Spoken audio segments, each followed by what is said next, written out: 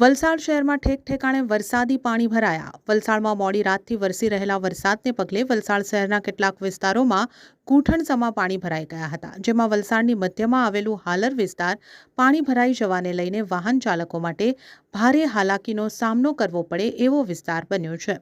આ સાથે નાનકવાડા ગામના રસ્તા પર પણ પાણીમાં ડૂબી ગયા છે।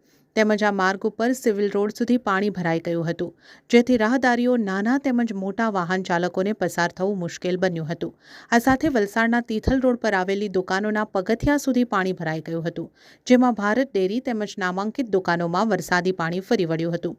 આવી પરિસ્થિતિમાં કેટલાક વાહન ચાલકોએ જીવના જોખમે પોતાના વાહનો સુરક્ષિત સ્થળે ખસેડ્યા હતા।